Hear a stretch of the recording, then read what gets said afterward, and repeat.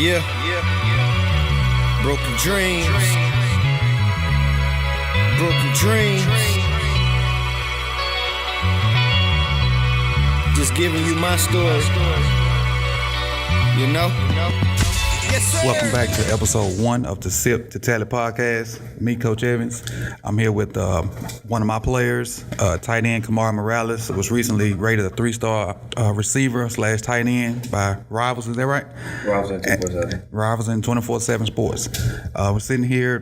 Today is 2/21/18, and by the time this come out, hopefully some of those rankings will change, and this guy will, have more clout within the state of Florida. But without further ado, we have Kamari Moralres. How you doing today? Good. How about yourself? All right. And I saw a picture recently of your mom in a softball outfit, I think, from her days here at Lincoln. Tell us about your mom and what she did here at Lincoln High School. My mom graduated class 1982, and she played softball, basketball, and volleyball here. She was a 3-sport athlete. I know in softball she became MVP her 9th grade year, and they had to stop giving out the award because it made everybody else look bad. And I remember recently, I want to say 2012, if I remember correctly, she was inducted to the Hall of Fame for basketball at Lincoln High School. There's nothing wrong with that. And your uncle, right? Uncle Craig. Uncle Craig. What about Uncle Craig? He was a big-time athlete here, too. He had a lot of offers coming out of high school, too. He played football here. He's also in the Hall of Fame for football. He's a big influence on my life, especially when it comes to football. Okay, and one more thing before I go on, I want to make sure I say thank you for that plate last week.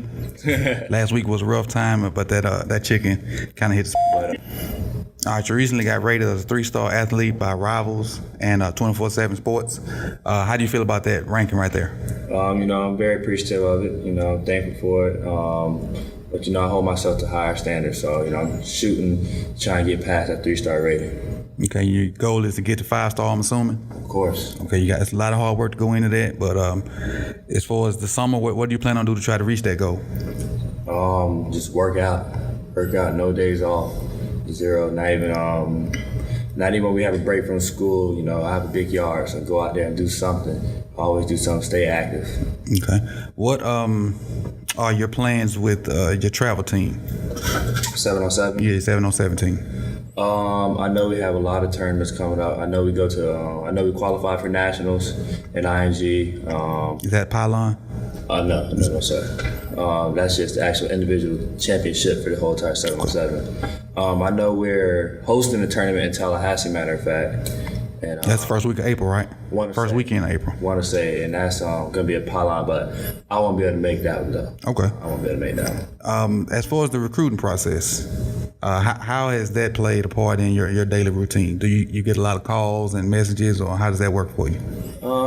It gets a little hectic at times, but I'm blessed and I'm thankful to have that problem. But the recruiting process is nice and fun. I built a lot of relationships, with not only just coaches, but other players that committed to those certain schools, So. What is it about South Florida that has them that made you commit to them? Coach Charlie Strong. Coach Strong. When I talked to him, I instantly felt the connection. Like, I could tell he's a player's coach. He wasn't just doing it for the money. Like, he genuinely loves his kids that he works with. Yeah, I miss Coach Strong when he came through, but I hear that a lot about the kids that he's recruiting, and I've heard that about some other guys before he left the state of Florida the first time. Describe your style of play at tight end. Well, when you're attached as a tight end, what's your style of play when you're attached? My style is just, I'm more of a receiving tight end. I'm trying to change that to be more balanced, to be more versatile. But as far as that goes, I think I'm a huge mismatch. I'm going to be too fast for linebackers, and I'm going to be too big for DBs. So, I'm a big mismatch, especially in the slot in the middle of the field. Okay. What about handling those defensive ends? How you feel about that? You knew I was going to ask that question. You already know. I made some plays doing it last year. Not enough. But All I can say to that really is just I've been in the weight room. Got to be able to push them off me. That's it. Yeah, I noticed some bodies changing in the weight room. I think Coach Tyson doing a good job with you guys down there, and you guys are buying into what he's selling. And so I see a few bodies changing over the course of the fall workout season. Let's go on to the next topic. What were some of your favorite moments of the 2017 season? Some of my favorite moments. Beating Columbia. Beating Columbia. That was one of our favorite moments, especially since my freshman year. We got the brakes beat off of us. I can't even. They gave it to us. So your freshman year, which was I was not here yet. I think we lost to Columbia in the playoffs. Correct? Yes, or was sir. it regular season? No, it was. We beat them in the regular season. I want to say, and lost in the playoffs. Okay, sophomore year, which I was here, we played them first round, and we were winning.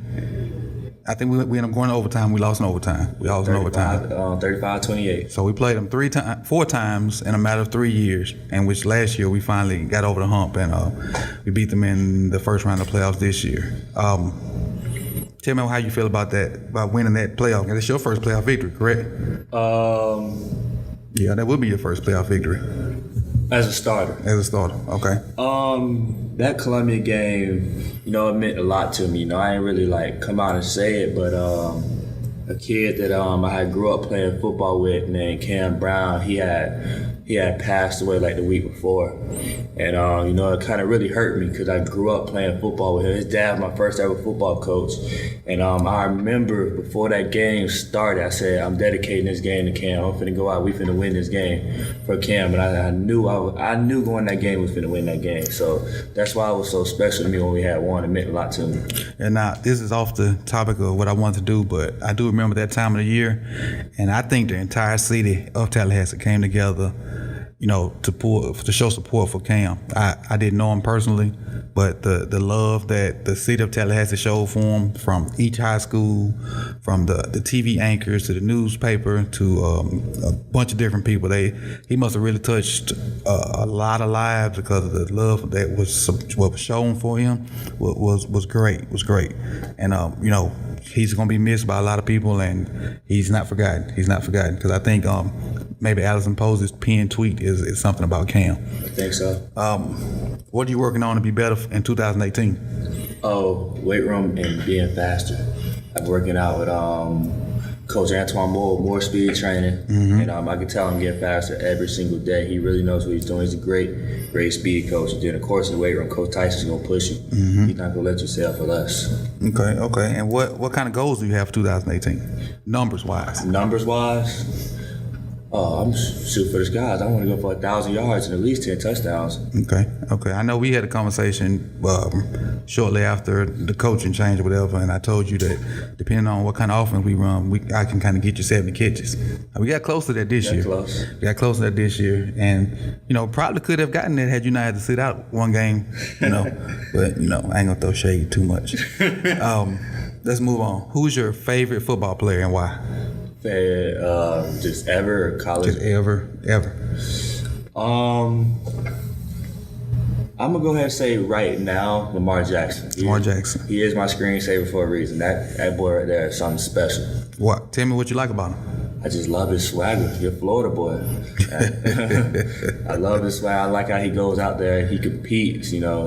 First person ever to throw for 3,000 yards and rush for 1,000 yards in back-to-back seasons. I think he should have won the Heisman twice, but that's just my opinion. Yeah, I agree with you on that. Yeah, he's a legit beast, and I think he's going to do good in the NFL no matter what the critics say. I think he's going to do good. At receiver or quarterback? I think he's a quarterback, coach. Okay. What if they put him at receiver? What do you think? It don't matter. He's all pro. Yeah. You can line him up anywhere in the field. He's all pro. He's a special talent. But I think I'm gonna top you. And being a Miami guy, it's probably gonna sound weird. My favorite football player of all time is Deion.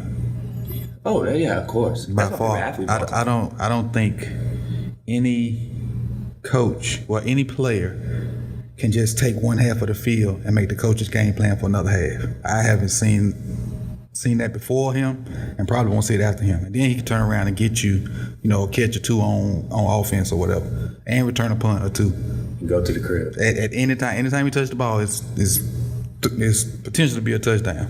And I kind of like all the other stuff he did too, but that's just me. I told you the story about what he did in high school. No, go ahead. You did say your dad went to school. Yeah, my with dad went to school with him in high school. You know, they grew up together. Mm-hmm. And I remember he told me a story. He said he witnessed Deion Sanders running 4.340 in a pair of jeans. I can believe it. Pair of jeans. He I just can believe lined it. up. He ain't stretching nothing. He just lined up and just ran 4.3. I believe it. I can believe it. I think I don't know if I read a story or heard a story that his nickname Primetime came from basketball. That might be true. My dad said he was all state in basketball. Yeah, My dad said he real good. stole the ball and went and did some kind of fancy dunk, and after that they started calling him Primetime, and they just stuck with it. But he's my guy. Off the subject a little bit, we don't talk so much about football, but we want to get into your mental a little bit. Your top 5 rappers. Of all time? Yes, top 5. Trick Daddy, of course. Oh, I heard a Trick Daddy story about you too.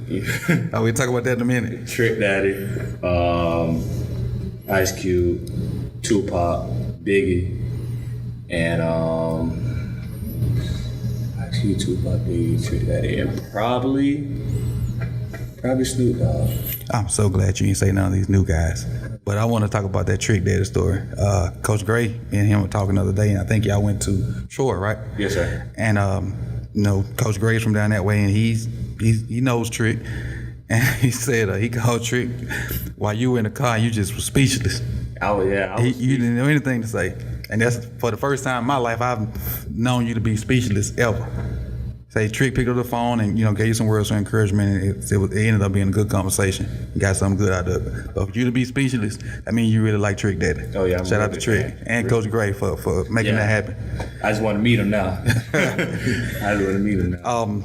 Before we close this out, you want to let people know how to follow you on your social media? What's your handles and whatnot? You can follow me on Instagram and Twitter at 9 Ways. The 9 is literally the number 9. Ways, it's not an S, it's a Z, and underscore. So it's 9 Ways underscore.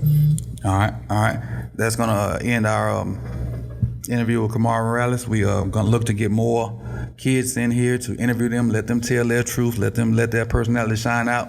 So don't just think this is going to be a Lincoln biased podcast. Anybody listening to this, whether you're at Godbid, Rick, Leon, whatever other schools in the city, if you want to reach me and be a part of this podcast, we definitely can get together and you can tell your story and interesting things you want to say or get out there or talk about recruiting.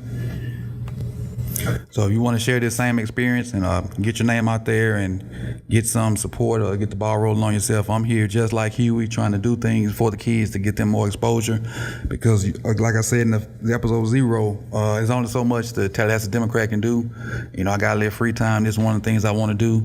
And so I'm going to try to help the kids out here in Tallahassee to get their name out there, get a little bit more exposure and, something digital where they can send out to coaches and get their story told. And that brings episode 1 of the Sip to Tally podcast to a conclusion. I appreciate Kamari Moralres for coming by, sitting down with us, talking to us for a minute, sharing some of his experiences and letting us know what's going on with recruiting with him. We'll be back shortly with new interviews. I got a special one coming up soon, hopefully to get him in here in the next couple of days. And I'm looking forward to it. This is episode 1, Sip to Tally podcast. Coach Evans 9 on Twitter. Follow me. Conversate. If you want to be on the show, hit me up. I don't mind. It's gonna be a big thing for me. Name Money Music. Yeah. Broken dreams. Broken dreams. Just giving you my story. Yes, sir.